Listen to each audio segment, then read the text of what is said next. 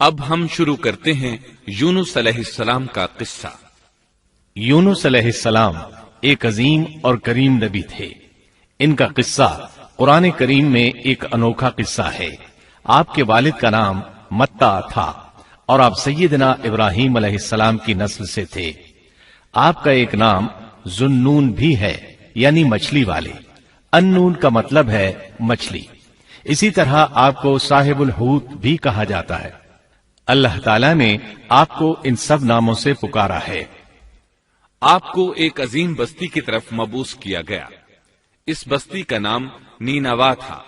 یہ عراق کے شمال میں واقع تھی، موصل کے بالمقابل تھی۔ ان دونوں کے درمیان دریائے دجلہ واقع تھا۔ موصل دریائے دجلہ کے کنارے واقع تھا، جبکہ اس کے بالکل سامنے نینوا کی بستی تھی۔ امام ابن کثیر رحمت اللہ علیہ نے نینوا کے بارے میں اور ان آثار و باقیات کے بارے میں لکھا ہے جو ان کے زمانے میں موجود تھیں۔ وہاں کچھ بت تھے جو اوندھے منہ گرے پڑے تھے۔ اللہ تبارک و تعالی نے یونس علیہ السلام کو نینوا کی طرف رسول بنا کر بھیجا۔ سورۃ الصافات آیت 139 میں ہے، اور بے شک یونس رسولوں میں سے تھے۔ آگے اللہ آیت 147 میں فرماتے ہیں، اور ہم نے اسے 1,00,000 بلکہ اور زیادہ آدمیوں کی طرف بھیجا۔ یعنی ان کی تعداد 1,00,000 سے زیادہ تھی۔ رہا یہ سوال کہ لاکھ سے کتنے زیادہ تھے، اکثر علماء کرام نے وضاحت کی ہے کہ وہ 1,00,000 سے قریباً 20,000 زیادہ تھے۔ اس طرح بستی والوں کی تعداد 1,20,000 تھی، اور یہ سب کے سب کفر پر تھے۔ یونس علیہ السلام انہیں سال ہر سال دعوت دیتے رہے، لیکن وہ اپنے کفر ہی پر ڈٹے رہے۔ پھر انہوں نے سیدنا یونس علیہ السلام پر ظلم و جبر شروع کر دیا، انہیں دھمکیاں دی، مصائب و آلام سے دوچار کیا۔ مطلب یہ کہ جس طرح دوسرے انبیاء کرام کے ساتھ کیا گیا، ان کے ساتھ بھی وہی سلوک ہوا۔ آخر آپ نے اپنی قوم کو اللہ کے عذاب سے آگاہ کرتے ہوئے اعلان فرما دیا کہ فلاں دن تم پر عذاب آ جائے گا۔ پھر خود غصے کی حالت میں اس بستی سے نکل گئے، جبکہ اللہ تعالیٰ نے انہیں متعین دن کی مہلت دینے کی اجازت تو دی تھی، لیکن اس بستی سے نکل جانے کا حکم نہیں دیا تھا۔ جب آپ نے انہیں یہ مہلت سنائی تو خود غصے کی حالت میں بستی سے نکل گئے۔ سورہ انبیاء آیت 87 میں اللہ تعالیٰ فرماتے ہیں، مچھلی والے کو یاد کرو جبکہ وہ غصے سے چل دیا اور خیال کیا کہ ہم اسے نہ پکڑ سکیں گے۔ اس آیت کی تفسیر میں امام رازی رحمہ اللہ لکھتے ہیں، جس نے یہ گمان کیا کہ اللہ تعالیٰ اسے پکڑنے کی قدرت نہیں رکھتا، وہ آدمی کافر ہے۔ سیدنا امیر معاویہ رضی اللہ عنہ سے روایت ہے، انہوں نے سیدنا ابن عباس رضی اللہ عنہما سے کہا، آج رات قرآن کریم کی چند آیات کے معانی میں الجھ کر رہ گیا ہوں۔ مجھے کوئی راستہ سجھائی نہیں دے رہا کہ اس الجھن سے کس طرح نکلوں۔ مجھے بس آپ ایسے نظر آتے ہیں جو ان آیات کا مطلب بتا سکتے ہیں۔ کم از کم میں ان آیات کی تفسیر اور تعبیر نہیں سمجھ سکا۔ ابن عباس رضی اللہ عنہما نے پوچھا، وہ کون سی آیات ہیں؟ سیدنا امیر معاویہ رضی اللہ عنہ کہنے لگے، یونس علیہ السلام کا یہ خیال کرنا کہ اللہ تعالیٰ ان پر قدرت نہیں رکھتے۔ یہ سن کر سیدنا ابن عباس رضی اللہ عنہما نے فرمایا، اس سے مراد یہ نہیں۔ یہ لفظ قدر یہاں تنگی کے معنی میں آیا ہے، قدرت اور طاقت رکھنے کے معنی میں نہیں۔ اللہ تعالیٰ نے قدر بمعنی تنگی اور قدر بمعنی قدرت دونوں کا استعمال کیا ہے۔ تنگی کے معنی کی مثال سورۃ الطلاق آیت نمبر 7 میں ہے، اور جس پر اس کے رزق کی تنگی کی گئی ہو، اسے چاہیے کہ جو کچھ اللہ تعالیٰ نے اسے دے رکھا ہے اسی میں سے اپنی حیثیت کے مطابق دے۔ تو اس آیت میں بھی یہی معنی مراد ہے کہ انہوں نے گمان کر لیا ہم ان پر تنگی نہیں کریں گے، یعنی ان کا خیال یہ تھا کہ اگرچہ وہ اللہ تعالیٰ کی اجازت کے بغیر نکل کھڑے ہوئے ہیں، پھر بھی اللہ ان پر تنگی نہیں کریں گے، کیونکہ وہ اللہ کے ایک معزز نبی اور رسول ہیں، اور ان کی قوم کے لوگ اللہ کی گرفت اور اس کے عذاب کے مستحق ہیں۔ انہی پر اللہ کا عذاب نازل ہونے والا ہے۔ اس عذاب کی خبر انہیں پہلے ہی سنا دی گئی ہے اور مہلت دے دی گئی ہے، مگر وہ خود اگرچہ اللہ کی اجازت کے بغیر ہی چلے آئے ہیں، پھر بھی انہیں سرزنش نہیں کی جائے گی اور وہ کسی گرفت میں نہیں آئیں گے۔ اللہ تعالیٰ ان کے لیے کوئی تنگی نہیں فرمائیں گے۔ اللہ تعالیٰ سورۃ الانبیاء آیت 87 میں فرماتے ہیں، اس نے خیال کیا کہ ہم اسے پکڑ نہیں سکیں گے۔ مطلب یہ کہ ہم انہیں کوئی سزا نہیں کریں گے اور ان پر کسی طرح کی تنگی نہیں کریں گے، اور وہ سمندر کی طرف چل دیے۔ انہی دنوں میں عذاب الہی کی کچھ علامات نینوا بستی پر ظاہر ہونا شروع ہو گئیں۔ ایک بہت بڑا سیاہ بادل ان کی طرف بڑھنے لگا۔ اس بادل میں آگ کے شعلے دکھائی دینے لگے۔ ان لوگوں نے یہ بادل ان متعین دنوں میں سے پہلے ہی دن دیکھ لیا۔ اس کو دیکھتے ہی وہ سمجھ گئے کہ جس طرح سیدنا یونس علیہ السلام نے انہیں آگاہ کیا تھا، یہ عذاب ان پر نازل ہو کر رہے گا، اور جو عذاب سیدنا لوط علیہ السلام کی قوم پر آیا تھا وہ اس کے بارے میں بھی اچھی طرح جانتے تھے۔ وہ بستی ان کی بستی کے قریب ہی تھی، اس لیے وہ ڈر گئے۔ ان کے سردار جمع ہوئے اور کہنے لگے، جیسے تم سے پہلے لوگوں پر عذاب اترا کرتے تھے، تم پر بھی یہ نازل ہو کر رہے گا، جلدی کرو، سب جمع ہو جاؤ۔ چنانچہ انہوں نے اس بات پر اتفاق کر لیا کہ سیدنا یونس علیہ السلام نے بالکل سچ فرمایا تھا۔ اللہ کی قسم، یہ بالکل وہی عذاب ہے، تم اللہ کے عذاب سے نجات نہیں پا سکو گے۔ اس سے بچنے کی ایک ہی صورت ہے کہ تم ایمان لے آؤ اور توبہ کر لو۔ اس طرح وہ سب کے سب ایمان لے آئے، لیکن سیدنا یونس علیہ السلام وہاں موجود نہیں تھے۔ ان کی عدم موجودگی میں یہ سب کے سب یعنی 1,20,000 افراد ایمان لے آئے۔ انہوں نے پیوند لگے کپڑے پہنے اور اللہ کے حضور عاجزی، انکساری اور آہوزاری شروع کر دی، رونے لگے، اللہ سے بخشش مانگنے لگے، پھر اسی حالت زار میں باہر کھلے میدان کی طرف نکل آئے۔ ان کے سرداروں نے سب کو الگ الگ کر دیا، یہاں تک کہ ماں اور بیٹے کو بھی جدا کر دیا۔ سب اپنی اپنی جگہ پر یعنی ماں اپنی جگہ پر اور بیٹا اپنی جگہ پر آہوزاری کرنے لگے تاکہ ان پر اللہ تعالی کی رحمت نازل ہو جائے۔ یہ عذاب 3 دن تک ان کے سروں پر منڈلاتا رہا، اور یہ بھی مسلسل آہوزاری کرتے رہے، اپنی عاجزی ظاہر کرتے رہے، معافیاں مانگتے رہے۔ آخر کار اللہ تعالیٰ نے ان پر رحم و کرم فرما دیا اور عذاب کو ان سے پھیر دیا۔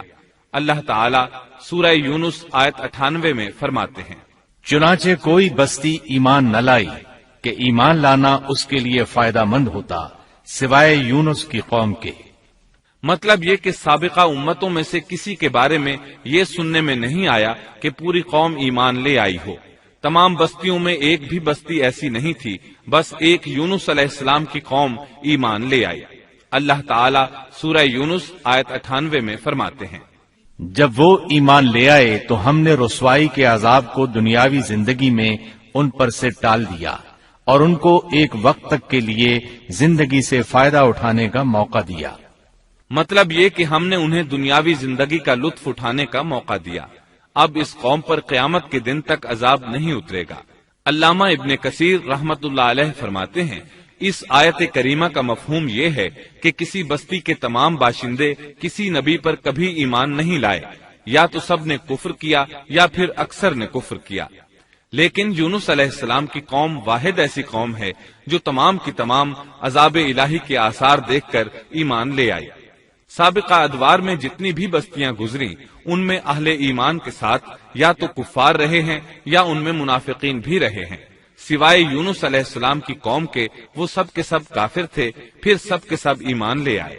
یہ اللہ تعالیٰ کے عجائبات میں سے ہے اور اس کی قدرت اور رحمت کی نشانیوں میں سے ہے۔ اب دوسری طرف کی سنیے، یونس علیہ السلام کو کچھ معلوم نہیں تھا کہ ان کی قوم کے ساتھ کیا ہوا۔ آپ تو غصے کی حالت میں بستی سے نکل کر سمندر کی طرف چلے آئے تھے۔ آپ ایک کشتی کی طرف آئے، اس میں سواریاں اور ساز و سامان لدا ہوا تھا۔ اللہ تعالیٰ سورۃ الصافات آیت 140 میں فرماتے ہیں، جب وہ بھاگ کر بھری کشتی پر پہنچے، کشتی روانہ ہوئی، موجیں اٹھیں، سمندر میں طغیانی آئی، یوں لگتا تھا کہ بس ابھی غرق ہوئے۔ کہنے لگے، بوجھ ہلکا کرو، اپنا ساز و سامان سمندر میں پھینک دو۔ چنانچہ انہوں نے اپنا اپنا ساز و سامان سمندر میں پھینک دیا۔ اس طرح کشتی کچھ ہلکی ہو گئی، لیکن ضرورت کے مطابق ہلکی نہ ہو سکی۔ اب وہ کہنے لگے، کسی کو سمندر میں گرانا ضروری ہے تاکہ کشتی مزید ہلکی ہو جائے، ورنہ یہ ڈوب جائے گی۔ جلدی کرو، قرا ڈالو۔ جس کے نام کا قرا نکلتا جائے اسے سمندر میں گراتے جاؤ اور بار بار یہ عمل دہراتے جاؤ یہاں تک کہ کشتی ہلکی ہو جائے۔ چنانچہ قرا ڈالا گیا، سب سے پہلے یونس علیہ السلام کا نام نکلا۔ سب کہنے لگے نہیں، یہ تو ایسے نہیں ہیں، ان کے چہرے پر تو سجدوں کے نشانات ہیں، انہیں رہنے دو، پھر قرا ڈالو۔ چنانچہ پھر قرا ڈالا گیا، پھر انہی کا نام نکلا۔ سب نے تعجب کیا۔ تیسری مرتبہ پھر قرا ڈالا گیا، اس بار پھر یونس علیہ السلام ہی کا نام نکلا۔ اللہ تعالیٰ سورۃ الصافات آیت 141 میں فرماتے ہیں، پھر قرآن اندازی ہوئی تو یہ مغلوب ہو گئے۔ ہر بار انہی کا نام نکلا۔ آخر کار ان لوگوں نے انہیں پکڑ کر سمندر میں گرا دیا۔ تو پھر انہیں مچھلی نے نگل لیا۔ حوت بڑی مچھلی کو کہتے ہیں۔ اللہ تعالیٰ نے حوت کو القاء فرمایا، انہیں کھانا نہیں، نہ ان کے جسم کو کوئی گزند پہنچے۔ یہ اس مچھلی کو اللہ تعالیٰ کے احکامات تھے۔ اللہ تعالیٰ سورۃ الصافات آیت 142 میں فرماتے ہیں، تو پھر انہیں مچھلی نے نگل لیا اور وہ خود اپنے آپ کو ملامت کرنے لگے۔ یعنی وہ سمجھ گئے کہ بار بار جو ان کا نام قرآن اندازی میں نکلتا رہا ہے تو وہی مقصود ہیں، چنانچہ خود کو ملامت کرنے لگے، اور یہ ملامت توبہ کی ابتدا ہے کہ انسان خود کو ملامت کرتا ہے۔ اب یونس علیہ السلام مچھلی کے پیٹ میں تھے۔ اللہ کی قدرت، آپ مچھلی کے پیٹ میں 3 دن تک رہے، بعض روایات میں 7 دن اور زیادہ سے زیادہ مدت 40 روز آئی ہے۔ آپ نے مچھلی کے پیٹ میں اللہ تعالیٰ کو پکارا۔ اللہ سورۃ الانبیاء آیت 87 میں فرماتے ہیں، آخر کار وہ اندھیروں کے اندر سے پکار اٹھے۔ علماء نے یہاں 3 اندھیروں کا ذکر کیا ہے، مچھلی کے پیٹ کا اندھیرا، سمندر کا اندھیرا اور رات کا اندھیرا۔ گویا ان پر یہ سارے اندھیرے اکٹھے ہو گئے تھے۔ اللہ سورۃ الصافات آیت 143 اور 144 میں فرماتے ہیں، پس اگر یہ پاکی بیان کرنے والوں میں سے نہ ہوتے تو لوگوں کے اٹھائے جانے کے دن تک اس کے پیٹ ہی میں رہتے۔ مطلب یہ کہ اگر آپ اللہ تبارک و تعالی کی تسبیح نہ بیان کرتے تو مچھلی کے پیٹ ہی میں رہتے۔ آپ نے دعا نہیں مانگی بلکہ اللہ عز و جل کی تسبیح بیان کی۔ روایات میں یوں بھی آتا ہے کہ جب مچھلی آپ کو سمندر کی اتھاہ گہرائی میں لے گئی تو آپ وہاں آبی مخلوقات کی تسبیحات کی آوازیں سننے لگے۔ گویا اللہ تعالیٰ نے انہیں القاء فرمایا کہ آپ بھی تسبیح کریں۔ اللہ سورۃ الانبیاء آیت 87 میں فرماتے ہیں، بالآخر وہ اندھیروں کے اندر سے پکار اٹھا کہ الہی تیرے سوا کوئی معبود نہیں، تو پاک ہے، بے شک میں ظالموں میں ہو گیا۔ چنانچہ یونس علیہ السلام نے اس تسبیح کے الفاظ کو یوں ادا فرمایا۔ امام احمد، امام ترمذی، امام نسائی اور دیگر ائمہ رحمہم اللہ نے یہ حدیث نقل کی ہے کہ یونس علیہ السلام کی وہ دعا جو انہوں نے مچھلی کے پیٹ میں مانگی تھی وہ یہی ہے۔ جو بھی مسلمان یہ دعا اپنی کسی حاجت میں مانگے گا، اللہ تعالیٰ اس کی دعا ضرور قبول فرمائے گا۔ یہ دعائے مستجاب ہے، مقبول دعاؤں میں سے ہے۔ اسی دعا کے بعد اللہ تعالیٰ نے یونس علیہ السلام کو اس پریشانی سے نجات عطا فرمائی۔ اللہ سورۃ الانبیاء آیت 88 میں فرماتے ہیں، تو ہم نے اس کی پکار سن لی اور اسے غم سے نجات دے دی، اور ہم ایمان والوں کو اسی طرح بچا لیا کرتے ہیں۔ ایک صحابی نے نبی کریم صلی اللہ علیہ وسلم سے پوچھا، اے اللہ کے رسول صلی اللہ علیہ وسلم، یونس علیہ السلام نے جو دعا مچھلی کے پیٹ میں مانگی، کیا وہ صرف انہی کے لیے تھی یا ان کے بعد اہل ایمان کے لیے بھی ہے؟ تو آپ نے فرمایا، یہ دعا یونس علیہ السلام کے لیے خاص تھی اور سب اہل ایمان کے لیے عام ہے۔ کیا تم نے اللہ تعالیٰ کا یہ فرمان نہیں سنا؟ اور ہم ایمان والوں کو اسی طرح بچا لیا کرتے ہیں۔ جو بھی اس دعا کو پڑھے گا اللہ اسے رنج و غم سے نجات دیں گے۔ ایک قول کے مطابق تقریباً 40 روز آپ کی شب و روز یہی دعا رہی۔ اس مدت کے ختم ہونے پر اللہ تعالیٰ نے آپ کی دعا کو قبولیت بخشی۔ مچھلی ساحل پر پہنچی، انہیں کنارے پر ڈالا اور واپس چلی گئی۔ اس بات کو اللہ تعالیٰ نے سورۃ الصافات آیت 145 میں یوں بیان فرمایا ہے، بس اسے ہم نے چٹیل میدان میں ڈال دیا اور وہ اس وقت بیمار تھے۔ آپ وہاں اسی طرح لیٹے رہے۔ پھر اللہ کی قدرت سے آپ کے قریب ایک بیلدار درخت اگا، جیسا کہ سورۃ الصافات آیت 146 میں ہے۔ اور اس پر سایہ کرنے والا ایک بیلدار درخت ہم نے اگا دیا۔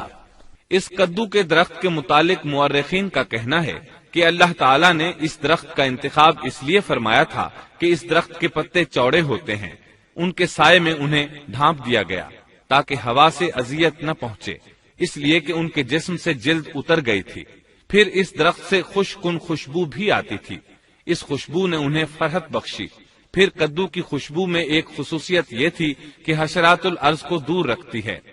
اللہ تعالیٰ نے انہی خصوصیات کی وجہ سے اس بیلدار درخت کا انتخاب فرمایا تھا تاکہ آپ ہر طرح کی تکلیف سے محفوظ رہیں۔ یہ ہے اللہ کی قدرت، سبحان اللہ۔ اسی طرح مفسرین یہ بھی کہتے ہیں کہ اللہ تعالیٰ نے ان کے پاس ایک پہاڑی بکری بھیج دی، وہ آپ کے قریب آتی اور آپ کے سر کے اوپر اپنی ٹانگیں پھیلائے کھڑی ہو جاتی، اس طرح اس کے تھن آپ کے منہ میں چلے آتے اور آپ ان سے خواہش کے مطابق دودھ پیتے۔ یہ تھا آپ کا کھانا اور پینا۔ رفتہ رفتہ آپ کی حالت بہتر ہو گئی، توانا اور تندرست ہو گئے، پھر آپ اٹھنے کے قابل ہو گئے، اور یہ سب اللہ تعالیٰ کی مہربانی سے ہوا۔ جب آپ کی صحت لوٹ آئی تو اللہ تعالیٰ نے آپ کو پھر آپ کی قوم کی طرف بھیجا، جیسا کہ سورۃ الصافات آیت 148 میں ہے۔ اور ہم نے اسے 1,00,000 بلکہ اور زیادہ آدمیوں کی طرف بھیجا، پس وہ ایمان لے آئے اور ہم نے انہیں ایک زمانے تک عیش و عشرت دی۔ وہ سب کے سب آپ پر ایمان لے آئے تھے۔ اللہ تعالیٰ نے اس قصے کے ذریعے نبی کریم صلی اللہ علیہ وسلم کو اشارہ فرمایا ہے کہ دعوت دیتے ہوئے اکتانا نہیں۔ اللہ سورۃ القلم آیت 48 میں فرماتے ہیں، اور مچھلی والے کی طرح نہ ہو جائیے، ان لوگوں کو دعوت حق دیتے رہیے، دیکھیے وہ سال ہر سال دعوت دیتے رہے لیکن اکتائے نہیں، ان سے مایوس نہیں ہوئے، ان کی پوری بستی میں سے ایک بھی ان پر ایمان نہیں لایا تھا، لیکن جب ان سے مایوس ہو گئے تو انہیں اللہ کے عذاب سے آگاہ کر دیا اور منہ پھیر کر چل دیے تو وہ سب کے سب ایمان لے آئے۔ اللہ تعالی سورۃ القصص آیت 56 میں فرماتے ہیں، آپ جسے چاہیں ہدایت نہیں دے سکتے بلکہ اللہ تعالیٰ ہی جسے چاہتا ہے ہدایت دیتا ہے۔ اس قصے میں بہت بڑا سبق ہے کہ کسی بھی حالت میں اللہ کی رحمت سے مایوس نہیں ہونا چاہیے اور نہ ہدایت کے معاملے میں اپنی ذات پر بھروسہ کرنا چاہیے۔ ہدایت تو بس صرف اللہ تعالیٰ ہی کی طرف سے ہے، آپ کے ذمے تو پیغام حق پہنچا دینا ہے۔ اللہ سبحانہ و تعالیٰ کے ذمے ہدایت سے نوازنا ہے۔ اللہ تعالیٰ نے انہیں پاک صاف بنا دیا، انہیں چن لیا۔ اللہ خود ہی سورۃ القلم آیت 50 میں وضاحت فرماتے ہیں، اسے اس کے رب نے پھر نوازا اور اسے نیک لوگوں میں کر دیا۔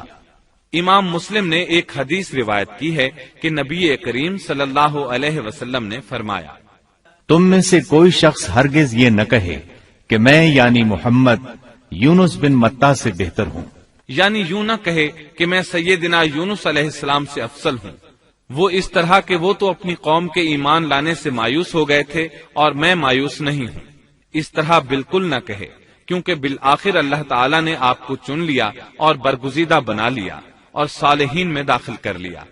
اس واقعے میں نبی کریم صلی اللہ علیہ وسلم کو جو ہدایت دی گئی ہے اس کا ذکر سورۃ القلم آیت 41 میں آتا ہے، پس تو اپنے رب کے حکم کا صبر سے انتظار کر اور مچھلی والے کی طرح نہ ہو جا۔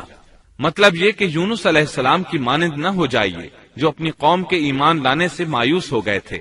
یقیناً دین کی دعوت اور حق کے پرچار میں یہ بہت عظیم سبق ہے کہ داعی اللہ کو کبھی مایوس نہیں ہونا چاہیے۔ یونس علیہ السلام کا قصہ ختم ہوا